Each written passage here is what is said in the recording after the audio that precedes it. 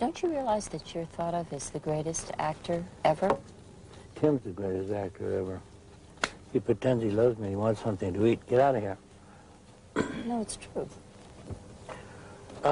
What's the difference? See, that's a part of the sickness in America, that you have to think in terms of who wins, who loses, who's good, who's bad, who's best, who's worst. We always think in those terms, in the extreme terms. I don't like to think that way. Everybody has their own value in a different way, and I don't like to think who was the best at this or that. I mean, what's the point of it? There are actors, and then there was Marlon Brando. Mr. Brando, throughout many years you have been considered a very controversial actor, and now you are considered a very controversial director. What are your comments on this? Well, I guess I must be, if you say so. Is it something that you've set your mind to, that you're going to be a controversial actor? Well, if I were going to be a controversial personality, and that was my aim, and that I constructed all my behavior and arranged situations to conform to that objective, I would be awfully silly to admit it here. And if I'm not, then I think perhaps it's self-explanatory. Before him, actors performed. After him, actors behaved. He walked onto a Broadway stage in a torn undershirt in 1947, and every performer who came after him had to start over. Nobody in the history of film has been copied more, and nobody has been harder to copy. I also think there's a funny thing, which is there's this history of famous actors, right? So, I do think it sort of begins with Brando, because Brando had such an enormous effect on the psychology of men in America. He really like, and if you look at what I would call like the great generation of American actors, the Dustin Hoffman, Robert De Niro, Robert Duvall, Gene Hackman, Al Pacino, Morgan Freeman, Meryl Streep, like this, the whole that's all like the post-Brando generation. All of those people, literally all of them, wanted to become actors because of Marlon Brando. And he so rewrote the idea of what it was, what it could be. It was like what Bob Dylan did in the culture. It was like it just rewrote the game almost. Or like what Lenny did with comedy. Yeah, absolutely. A Streetcar Named Desire, On the Waterfront, The Godfather, Apocalypse Now. 4 performances, 4 decades, and each one bent the entire industry around it. Directors rebuilt films to accommodate him. Studios paid him fortunes for a handful of days on set. He turned down the biggest award in Hollywood, and the moment is still talked about 50 years later. Let me run some names of actors by you that you've worked with, and give me a quick take. Brando. Whew, man, that's a show all of its own. I have so many, deep feelings about Brando. He's the greatest film actor that I've ever seen, hands down, and I knew that when I was in my teens. So, between Montgomery Clift and Marlon Brando, they just changed my whole life as an actor. I was an Orson Welles, very dramatic Shakespearean actor, and when I was 13 or 14, in 1 week, I saw Place in the Sun with Montgomery Clift in it, and the first time I saw Brando was not his first film, but I saw him in Viva Zapata. And those 2 movies changed my whole way of thinking about film. About acting. I had to rethink everything because it was so subtle. They were so beautiful. Was Brando the greatest film actor because of the quality of his talent and technique alone, or is it inseparable from his presence? I think it was both. It was both. But he had great technique. Great. He was a great technician, but also he had a presence on screen that was just. But it was. Well, it's hard to distinguish between his acting and his personality. But he had such magnetism. He had such incredible magnetism. And then personally, just. I don't know. It was just. Meeting him was one thing, and then working with him on Apocalypse Now, we had a lot of problems together, and he refused to be on the set the same time I was, and... Why? I'd like to think that he was doing me a favor, honestly, but it's a long story. We have nothing but time. Sure you do. Yeah, well, But that's only half of him, because the same man who redefined the craft also refused to learn his lines, who read from cue cards taped to other actors' faces, who showed up unprepared, overweight, and openly contemptuous of the work that made him immortal. Genius and self-sabotage in the same body for 50 years. And there's a third Brando, the one the men in Hollywood don't talk about, because they never saw him. Ask the women who knew him, and the story changes completely. The charm was real, so was everything underneath it. Rita Moreno spent 8 years with him and has spent the decades since telling the truth about what those years cost her. And the first act ends with that sequence with Marlon and all that. I mean, he was the love of my life, but he was crazy. That's the problem with Marlon Brando. You can't separate the actor from the man, and you can't dismiss either one. He gave cinema its modern language and spent the rest of his life refusing to speak it. More than 20 years after his death, Hollywood still hasn't decided what to do with him. Now let's hear what other people really thought of Marlon Brando.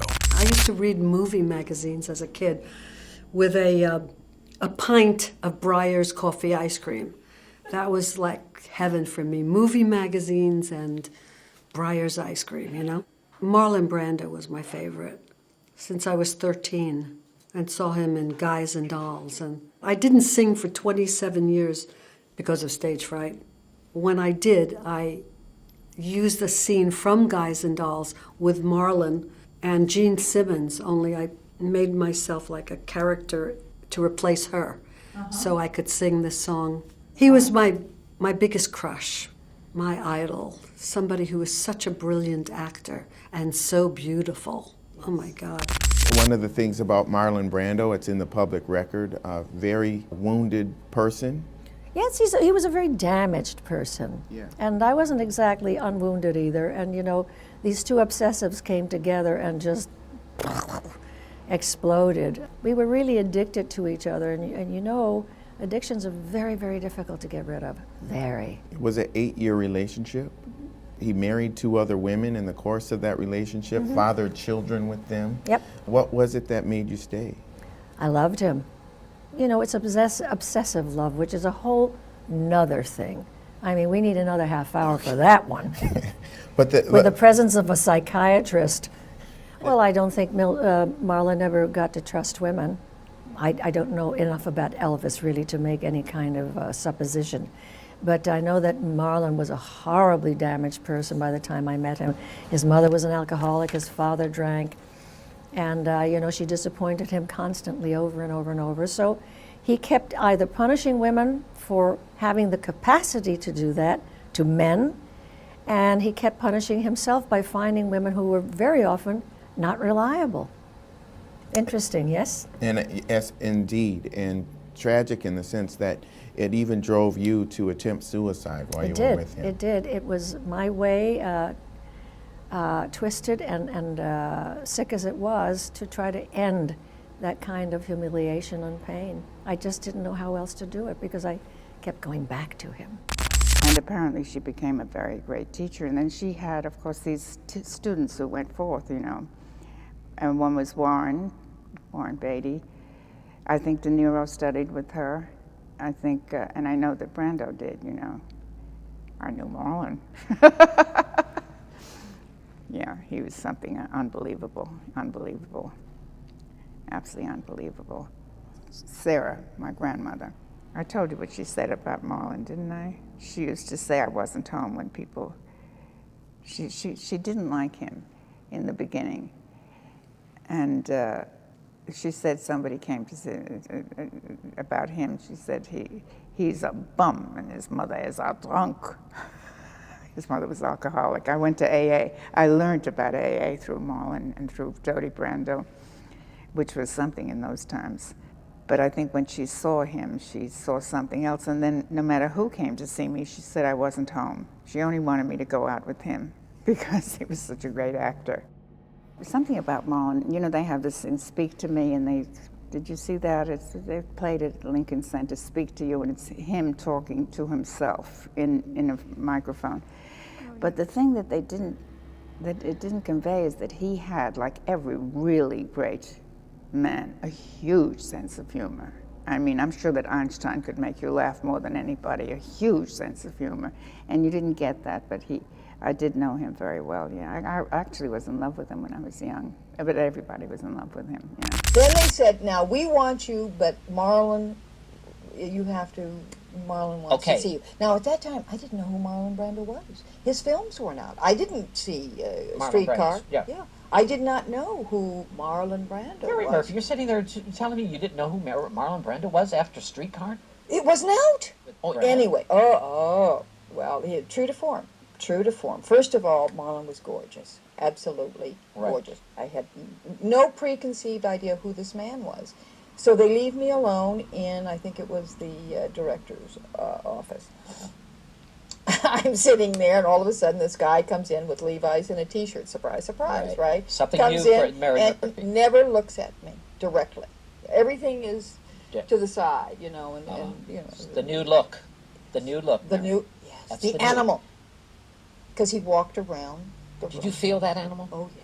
You did? And sexual attraction. Oh, did he look at you sexually at that time, do you think? Well, it was very provocative. Not lecherous in the sense of, looking at legs or other... Right, the way he did it. No, it was very, very different. And obviously it was very Brando brought a new thing to the film, new thing to the stage. He was the man who really invented and changed the whole theater and film. Am I right? It must have been a very hot scene at that time of the... Yes. Today it would be like, ho-hum. Really, yeah. Well, but that was hot then, those days. Yes. He brought it first. He was the first one who brought that to the screen, that passion. Yes. Yeah, it was very different. Working with Brando at the time, working your scenes with him. Tell me about it, Mary. Well, he knew. See, I can have a great facade. I can come out and I look like I know what I'm doing. I don't have any idea what I'm doing, but I look like I do, which is good for acting. That's great. By the way. Yes, it helps. But he knew. He knew that you were scared to death. He did. Oh yes, he's very. He has that animal perception. Now I've heard since we did this picture, he was a very nasty fellow to some leading ladies. I don't know. He wasn't then to you, not at all. He was very nice.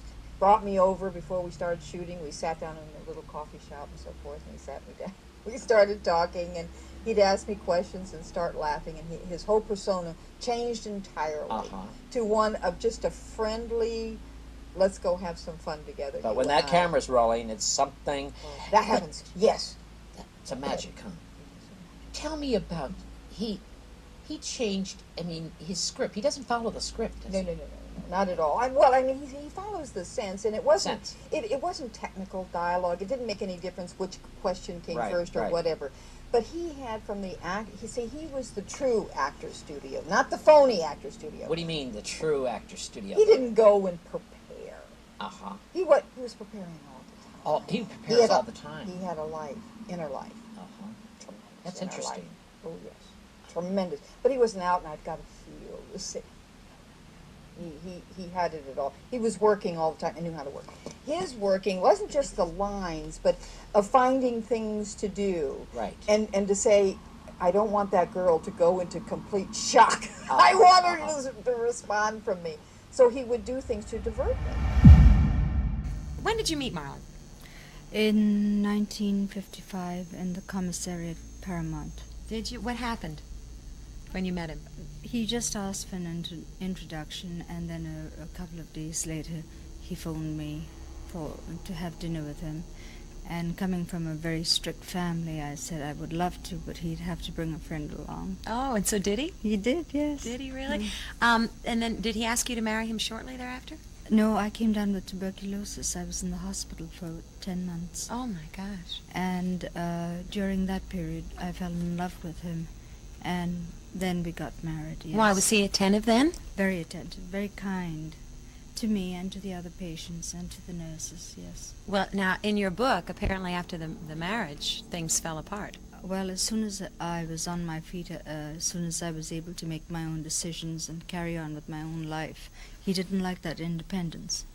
Oh, so you think that was what really happened? Yes. Well, what are some of the things that he did to you? What you were married for how long? Very short time, really. A year. Just a year, yes. And that time you became pregnant with your son? Yes. What happened, though? What did he do to you? Well, I was new to the country. I was new to the business. I was suddenly thrown in with business managers, publicity agents, theater people, studio people that I couldn't contend with. I didn't know how to. There was a lack of communication between Marlon and myself. There was a language barrier which we tried to overcome. And things got more and more difficult, and finally it did break. And you say you're afraid of, with Marlon's behavior, that's what you're really afraid of? That I am very afraid of it, yes. Because of your son? Because of my Why? son. Marlon is very erratic. He is not a good family man. A child needs discipline. He needs schooling. It's very important. He needs his meals on time. He needs to go to bed at a certain time. He knows how far he can go, what to do, what not to do. He cannot be permissive. Marlon is not that kind of a disciplinarian. Do you see your son now? Oh, yes, I do. Do you? Well, what's he doing? Has he fared well? He's 21 years old. Yes, he lives up in Oregon. He bought himself a piece of land, and he's farming up there now. Well, do you and Marlon have any contact now? No. You don't know what he thought of the book? I don't think he liked it. No, but you haven't had any direct feedback from No. him? Well, the one thing that amazed me, in the book, you talk about his bringing home a young woman that he was having an affair with while you were married. Yes.